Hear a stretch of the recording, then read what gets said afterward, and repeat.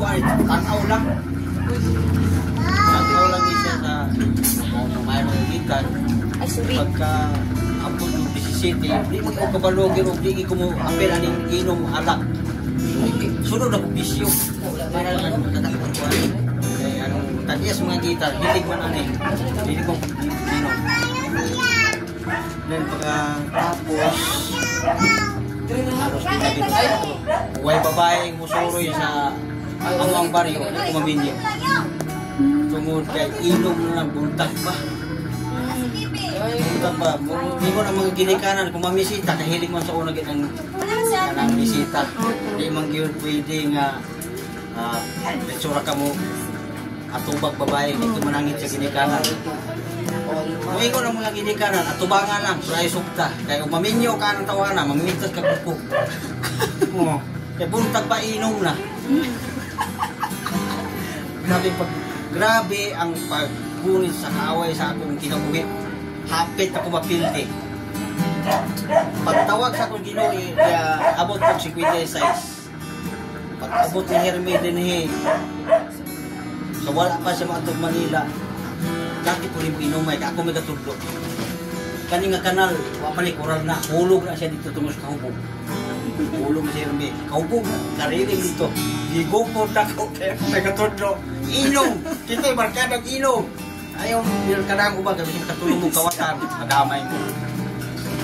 Wa ko magtuo nga, pag-adto niya Manila, nanawag iyang inahanre, nanawag nila sa kuha. Yung anak rin, pwede nang sa ako ng bisyo, mariwanag siya mo. Ikaw, naaman na sa imo. Ikaw ang may obligasyon niya, kaya sa imo. Anong sa ako man, hindi ako kung sa'yo. Pagbilang at tuwi, siya dito sa Manila, iyang nagtawag ang inahan. Di mong anak dire, pastor na. Ginuko ka anak ko. Ako kutunuran na sa kong anak ko kauli. Grabe pala ko painom. Inom ko. Di na ako ibakak. Nagkikinawas, babae din ako asawa. Muna na kayo ko sa kukunin mo. Di ako pwede maglalagan ng Ginoo. Tungkol sa kadako sa musala. Kapag ikikinawas ka sa kababae, asawa ni dili kay ilawas sa mga babae mo. Sige na ko ikaw no, naman Ginoo, nakakita. Kung sa ko sa awa niya, dalas. Ang abot ni Herme din wak ko kaila. Ito nga sa gabi gabit-bit sa gitar. Kinsa man wak siya kaila. Tawag na ko. Aniya ko pagkus ko mga barkada inom, malangit riya. Tawag na ko sa mga Dong, pwede ba may mag-inom na yung papa? Hindi mo siya. Pwede. Inom. Doon ka bisis nilang hanggang dire. Ikaw doon ka bisis. Inang hinapos ka. Ubanan ka sa mo karon. Pero pag uban nga muingon mo sa kuha nga, inom ka, pagbalibad ka mo, ang balo na mo. Ako anak maulaw. Gawas kung maulaw, mas labang maulaw ng Ginoo sa iya. Ginabuhok nga nung ako. Wow, praise God. So, di ko kinabot eh. Wow, praise God. Praise the Lord yun. Hindi ako ma-explain.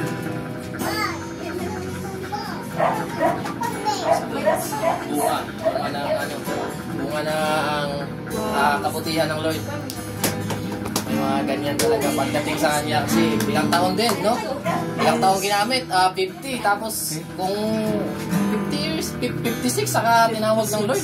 Saka nag-response, dati pa naman tinatawag na tayo eh. Pero katigasan ng hindi pa natin, binabaliwala pa natin yung kasi yung grace, salamat na talaga sa grace. Dahil nga talaga sa grace, sa biyaya. Sa kadawig na ako sa'yo. Asa man ka magsimba? Wow. Yung sa nga ako nakita, ito nga simbahan. Kanina. One God, born again. Ingon ko nga. Pasi ka ng Domingo, upan ko. Pagkagabi pangayin ako sa Ginoo. Ako pag-testingan ng Ginoo. Ginoo, kung Ginoo yung magbuhay ka Diyos, nag-alagaran ni Herme. Una hagtang-tang ang bisyo. Si Carillo inom. Hindi ko gusto mo sulong simbahan. Puran ko maminos, wali sa pastor. Masangin ko mugawas kay Manigarillo. makita ko sa mga tao rito, gikan sa simbahan, nagnigarilyo ng tawanan. Ang unang maulawan, pastor, ikaduha ang Ginoo. Nagsusulod ka lang, pagkaulaw ni mong pastor, ang Ginoo. Automatic, pila lang kaadlaw, pagka Domingo, uban ko ang mga anak. Uban ko din na ang dalaga. So, pag-iman-iman, pagpila lang kaumanis, ipawala man ang hallelujah. Ingon tong pastor nga mong kiubanan. Ipawala ang hallelujah kay Pablo. Ang meaning ko sa hallelujah, yawa. Ito kay panguwa pa kung mga lagad na naman na. Nadungkan ko naman ang ipawala man na niya. Di, last Sunday, mo'y nagwali si Hermes dire. Murag na igo siya sa kaya wak may lipod-lipod mo istorya ni. Murag natunan, ingon na siya. Kung saan matay mo ipangalan na? Siya nga, di mo na pwede. Kaya kangalam siya ko siya hallelujah. Ingon siya na. Nagsulti na siya itong laging Domingo. Wala akong hallelujah. Ako muna pastor, ingo ako. Ito kumatanong. Maumpuli ako Si paret na lang ni.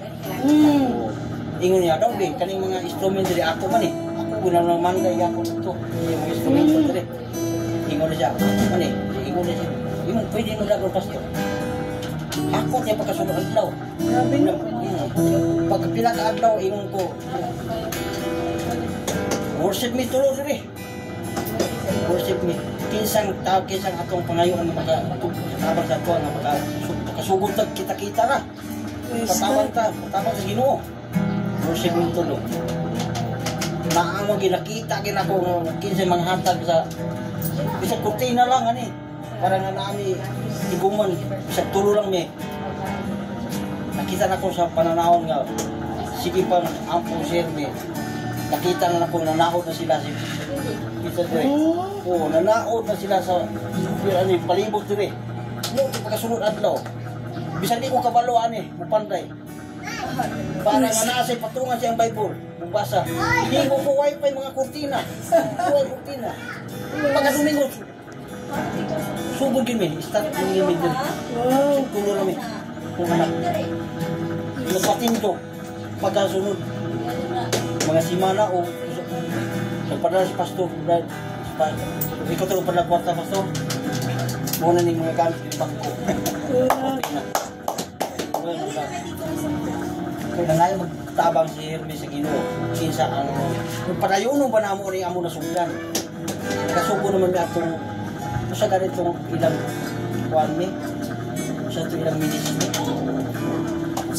apostolik lang Apostolik okay pawala umman niya ang kuwan ka ng Ano, na-deceive nga, na-deceive. Na-deceive, nakapasok yung ano. Wala kasi siyang, ano eh, wala siyang stand. So, kumbaga, kung ano yung nasasagap ng balita, ganun. Oo. Eh, ayun, nagbasa ko sa, ano na, sa kapatid, panganay. Eh, dalawa sila, ayun, nakikipag-dibalan.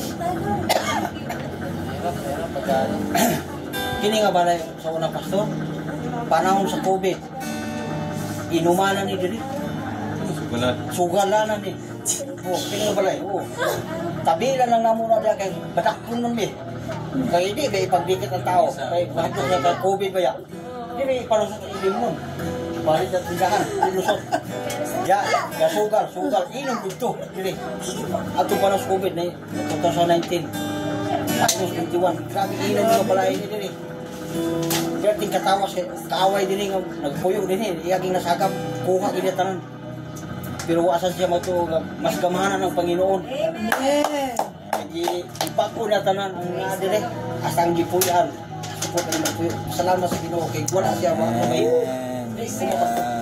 wala ko dito bangin mag 1 year pa lang 1 year pa kung gikuhaan ko ginawa sa Ginoo ato 50 pa ko wala tungo sa sala nga akong nahimo siya. Katong pagsakit mo dahil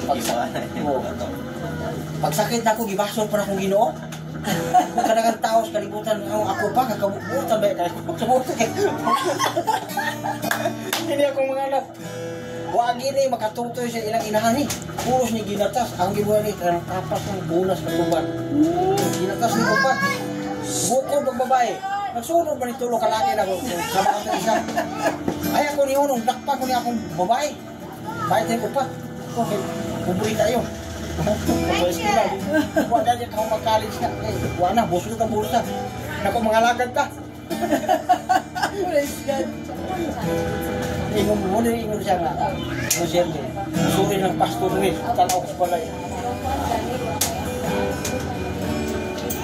Pero kaanan niya ng plano, pastor. Nga, ihalad ko si Ginoo ni. Minsan kami pa. Sa Manila pa talaga, Pastor. Ihalad ko ni.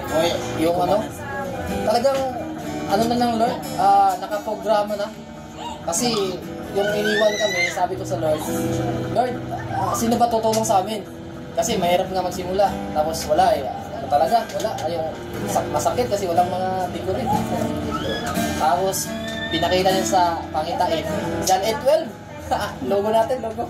Sabi ko, ito na nga, Light Church na nga talaga. Praise God. Yeah. Tapos may nakatayo na church. Ang laki ng logo natin sa taas. So ito na yun, panimula. Ano na, natupad yung pinakita niya sa akin ng Lord na nasa bundok ako, Pastor, tapos inilatag ko yung mantil na kulay puti. Tapos sumakay ako sa bansa Kalabaw. So meaning to say, parang yun na yung pinaka-blueprint ng calling. Ano talaga, pagka may mga ganyan, pag may plano talaga ang Lord, yung talagang kaway.